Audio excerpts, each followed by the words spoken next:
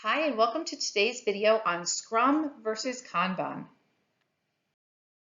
The objectives of this video are first to define Scrum, then define Kanban, then describe the difference between Scrum and Kanban, and we'll discuss Scrum as a structured or agile approach, and then discuss Kanban as a continuous improvement. So let's go ahead and get started. It's easy to point out the differences between Scrum practices and Kanban practices, but that's just at the surface level. While the practices differ, the principles are largely the same. Both frameworks will help you build better products and services with fewer headaches. But a lot of people confuse the two, so that's why I'm doing this video to describe Scrum and Kanban and what the differences are. So Scrum teams commit to ship working software through set intervals called sprints. Their goal is to create learning loops to quickly gather and integrate customer feedback. Scrum teams adopt specific roles, they create special artifacts, and hold regular ceremonies to keep things moving forward.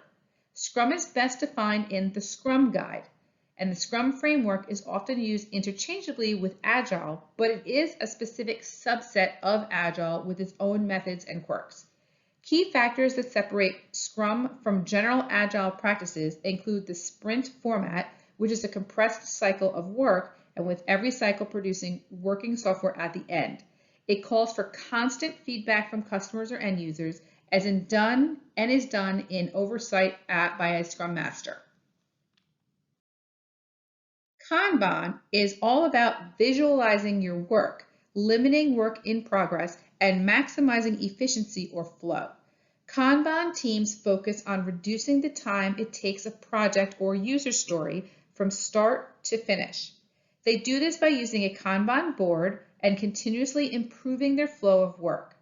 Kanban offers a number of key differences from Scrum. Designed by an engineer at Toyota to improve efficiency, Kanban was originally created to facilitate just-in-time manufacturing strategies, but has proven highly useful for software development as well.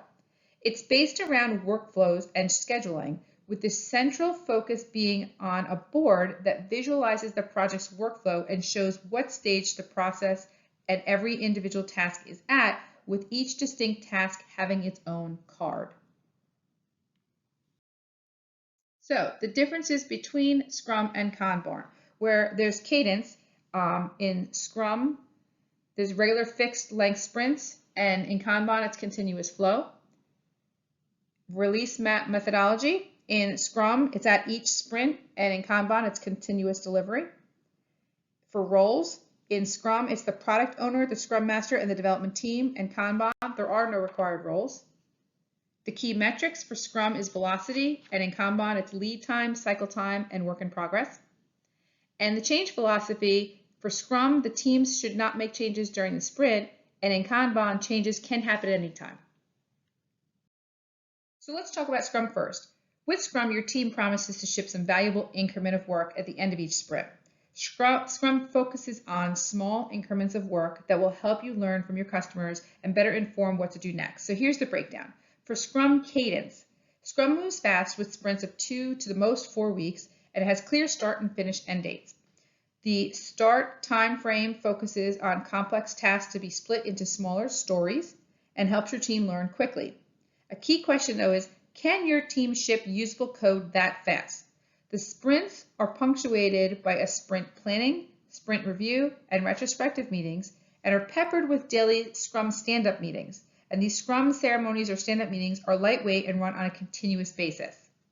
Release methodology. Nowadays, it's very common to have an ad hoc release in Scrum, but it's long been a best practice to release at the end of each sprint. Teams set an objective for each sprint and the sprint goal and either approves it for release in the sprint review meeting or they don't.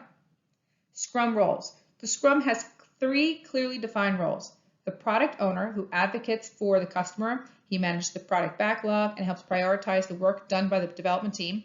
The Scrum Master helps the team stay grounded in the Scrum principles. And the development team that chooses the work to be done, delivers the increments, and demonstrates collective accountability. Who manages the Scrum team? Well, nobody. Scrum teams are self-organized and everyone is equal despite having different responsibilities. The team is united by the goal of shipping value to the customer. The key metrics, velocity. These are the number of story points completed in a sprint. It's the central metrics of a Scrum team. It guides future sprint commitments of how much work the Scrum team takes on in future sprints. And if the team completes an average of, say, 35 user stories per sprint, which is a velocity of 35, it won't agree to a sprint backlog that contains 45. Change velocity. Teams strive to not make scope changes during a sprint. Scrum teams sometimes get feedback and learn that what they're doing is working or it isn't valuable to a customer as they thought. In some cases, the scope of the sprint should change to reflect the importance of shipping value to the customer first and foremost. During the sprint retrospective, the Scrum teams will discuss how to limit change in the future and the changes that put the potentially shipped increment at risk. So now let's talk about Kanban. Kanban helps visualize your work.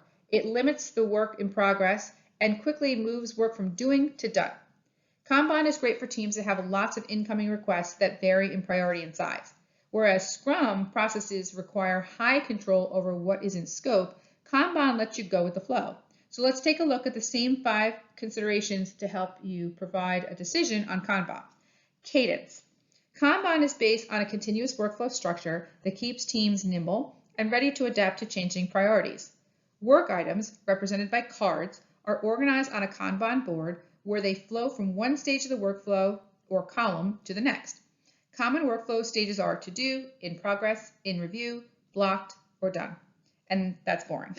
But the best part about Kanban is making custom columns on how your team works. So for instance, if you ship content, it could have backlog, prioritize, outliers are ready. You can have writing, designing, technical review, shipped. You can have a lot of different things on your board. And it helps you to learn what process each of the sprints are in and what cards are in that section. Release methodology. In Kanban, updates are released whenever they are ready, without a regular schedule or predetermined due date. In theory, Kanban does not prescribe a fixed time to deliver a task. If the task gets completed earlier or later, it can be released as needed without having to wait for the next release milestone like sprint reviews. Kanban roles. The whole team owns the Kanban board. Some teams enlist an agile coach, but unlike Scrum, there's no single Kanban master who keeps everything running smoothly. It's the collective responsibility of the entire team to collaborate on and deliver the task on the board. Key metrics. The lead time and cycle time are important metrics for Kanban teams. They deal with the average amount of time that it takes for a task to move from start to finish. Improving cycle times indicates the success of a Kanban team. The cumulative flow diagram, CFD, is another analytical tool used by Kanban teams to understand the number of work items in each state. A CFD can help identify specific bottlenecks that need to be resolved for better throughput. Another way to deal with bottlenecks is through a work in progress, WIP limits. A WIP limit caps the number of cards that can be in any one column at one time. And when you reach your WIP limit, a tool like Jira software can cap the columns on the team's forms on these items so that they move them forward. If you want more information about Jira, I do have a video, so check out my channel on YouTube for that. And then change philosophy. A Kanban workflow can change at any time. New work items can be added to the backlog and existing cards can get blocked or removed altogether based on prioritization. Also, if the team capacity changes, the WIP limit can be recalibrated and work items adjusted accordingly. It's all about flexibility in Kanban. So I hope you enjoyed this video of Scrum versus Kanban. I hope you understood the difference, and if you liked it, go ahead and smash the like button. If you want to see more videos on Scrum, Kanban, Agile, Lean, project management in general, check out my channel, subscribe, and I upload videos at least twice a week, every week. Thanks.